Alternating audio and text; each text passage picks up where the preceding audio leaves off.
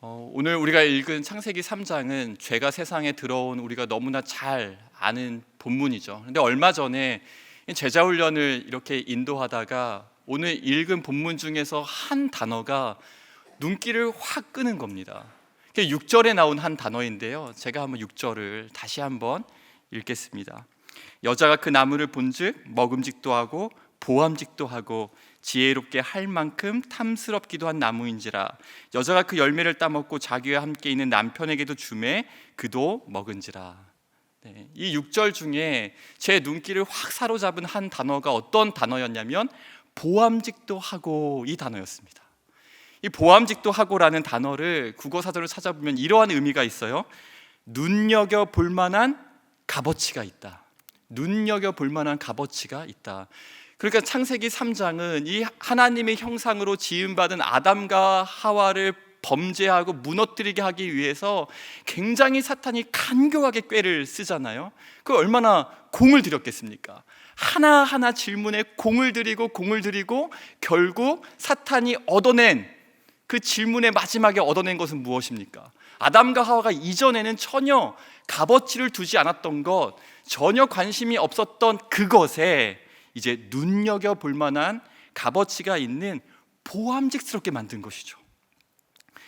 여러분, 세월이 흐르고 시대가 바뀌어도 사단은 똑같은 전략으로 또 우리를 이렇게 죄에 넘어뜨리게 하는 것 같습니다. 이렇게 흔들고 저렇게 흔들고, 그래서 마치 아주 오래전에 처음 하나님이 하나님의 형상으로 지으실 때만 해도 전혀 값어치를 두지 않았던 것에 이렇게 저렇게 사탄이 흔들고 질문하고 넘어뜨리고자 하니까 갑자기 눈여겨볼 만한 값어치가 생기게 된 것이죠.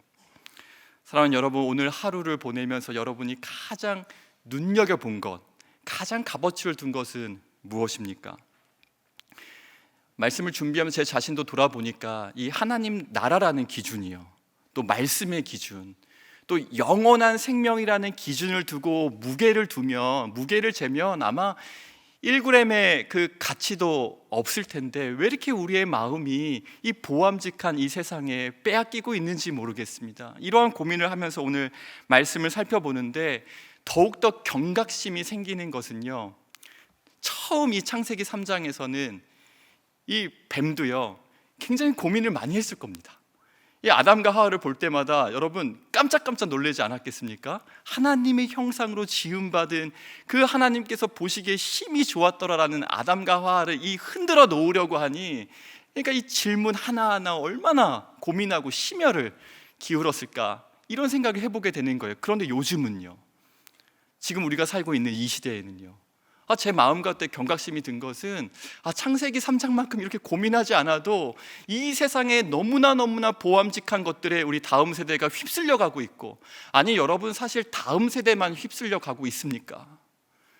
하나님 앞에서 우리 자신을, 또 우리 내면을, 또 누구에게도 들키지 않은 내 마음 깊숙한 곳을 살펴보면 막 사탄이 이렇게 막 달콤한 말로 막 우리를 넘어뜨리려고 하지 않아도 이미 우리 눈에 너무나 보암직한 세상에 때로는 우리의 마음을 빼앗기기도 하고 흔들리기도 하는 것 아닙니까? 제가 아주 오래전에 이러한 이야기를 들은 적이 있어요. 이게 뭐 그냥 구전으로 흘러내려오는 이야기인지 사실인지 모르겠는데, 예수를 믿으니 참 좋다라는 것입니다. 예수를 믿으니 구원받고 천국 받으니 참 좋다. 그리고 나서 그 다음에 붙이는 말이요, 그런데 세상에 너무너무 좋은 것이 많으니까 실컷 즐기다가 죽기 전에 믿는 것이 이득 아니냐, 이러한 이야기를 들었어요. 여러분 솔깃 안 하시죠? 네, 솔깃하시면 안 됩니다. 이러한 이야기를 들은 거예요. 그런데 여러분, 반면에 80이 넘은 연세에, 또 90이 넘은 연세에 예수 믿고 세례받고 그 다음에 아이고 내가 1년이라도 더 젊었을 때에 하루라도 더 빨리, 일주일이라도 더 빨리 내가 예수 믿었으면 얼마나 좋았을까, 이렇게 이야기하시는 분들도 얼마나 많이 계십니까? 사랑하는 여러분, 여러분은 이 보암직도한 세상에서 어떻게 살아가고 계십니까? 보암직도한 세상에서 휩쓸려 가지 않고 어떻게 마음을 지키며 하루하루 평안을 누리고 계십니까? 오늘 말씀을 통해서 이 보암직한 세상에서 그리스도인으로 어떻게 내 마음을 지키며 살 수 있을까, 하나님께서 주시는 교훈을 나누길 원하는데요. 오늘 우리가 읽은 본문 이 창세기 3장을 이렇게 문제 제기로 드렸다면, 제가 성경 속에서 발견한 답은 창세기 13장에 나오는 롯과 아브라함의 대화에서였습니다. 이 창세기 13장의 배경은 이렇습니다. 이제 아브라함의 모축도 소유도 많아지고 롯의 그 모축과 소유도 많아지니까 이 좁은 땅에 서로 다투는 거예요. 그래서 아브라함이 롯에게 이렇게 이야기합니다. 우리가 가족인데 이렇게 다투는 것이 옳지 않다 하고 이런 말을 합니다. 창세기 13장 8절 9절을 보면 같이 읽겠습니다.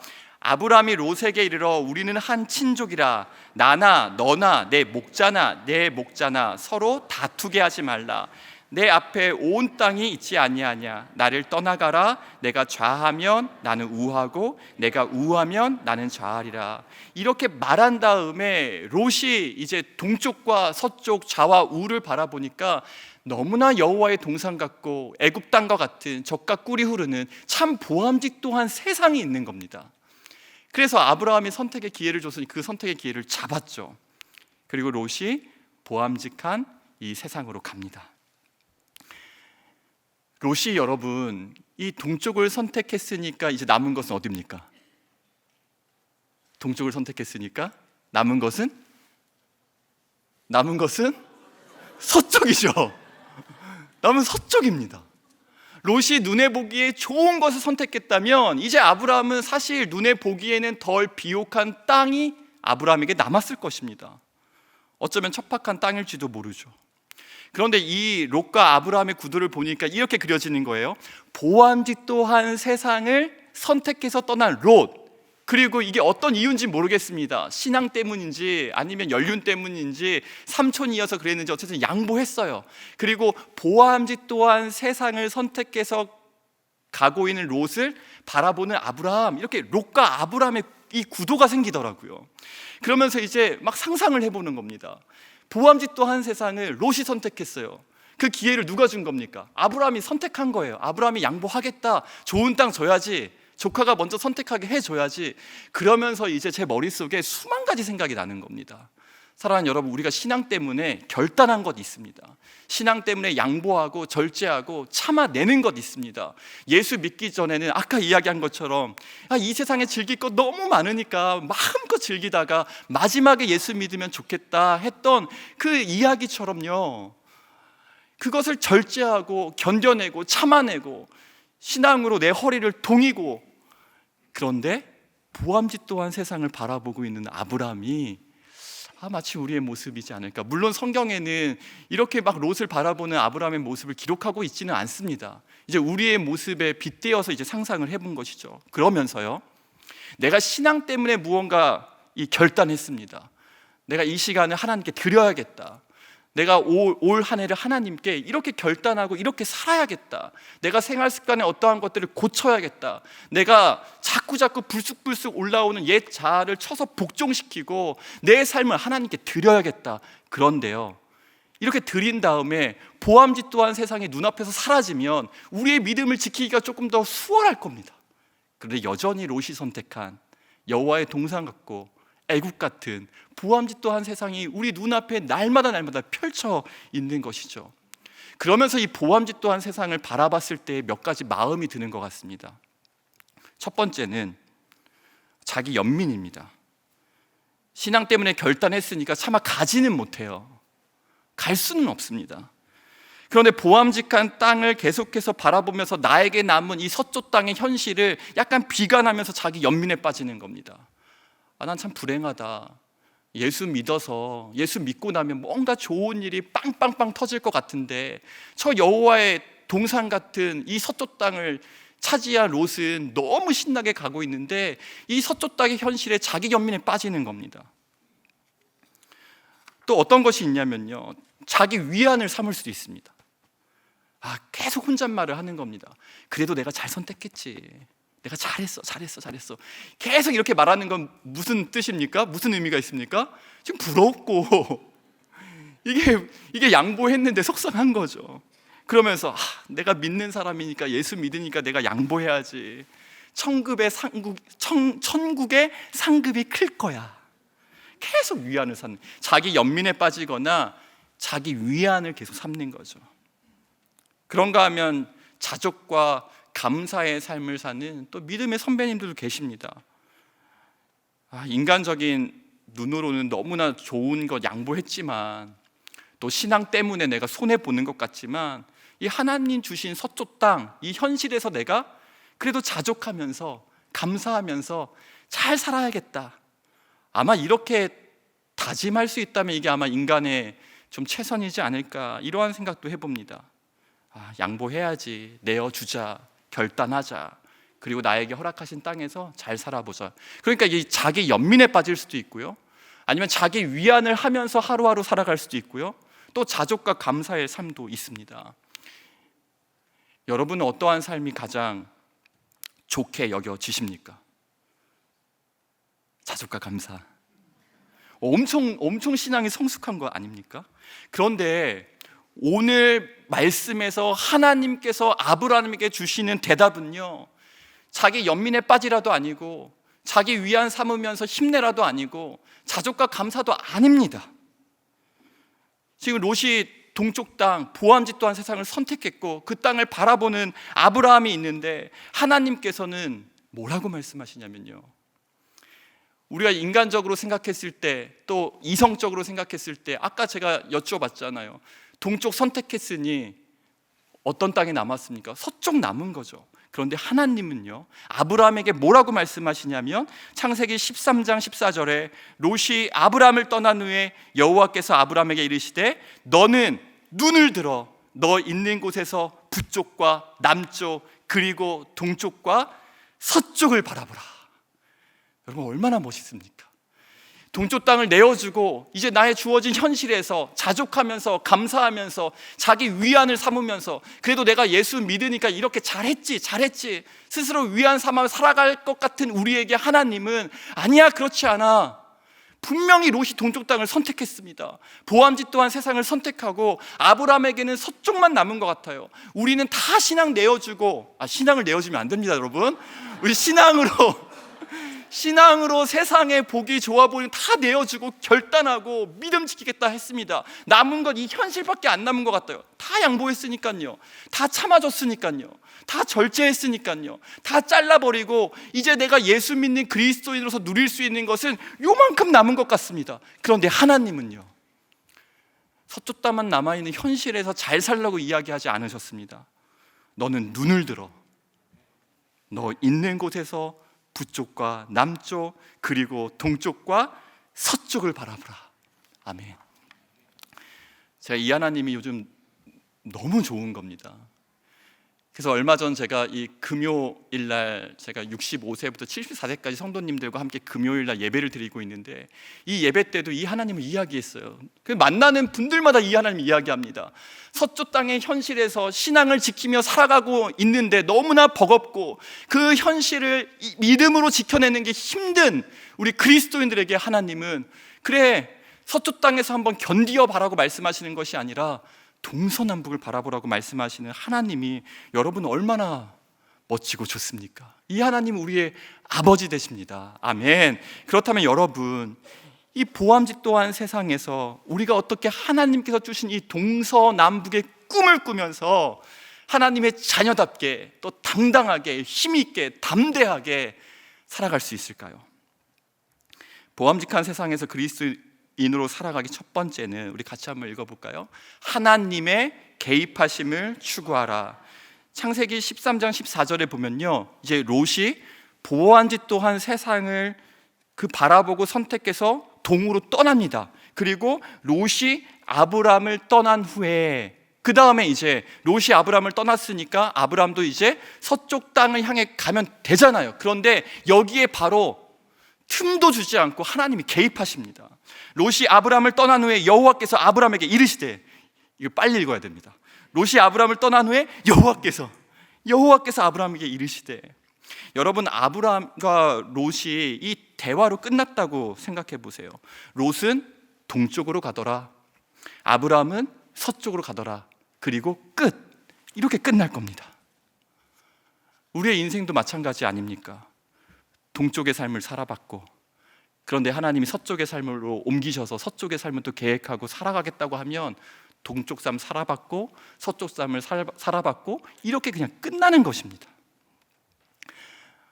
많은 이들의 삶이 이렇게 마무리되어지지 않습니까? 그런데 하나님께서 개입하시니까 이게 공식이잖아요. 롯이 동쪽으로 가니까 아브라함이 서쪽으로 가더라. 그런데 하나님이 이 틈에 개입하시는 겁니다.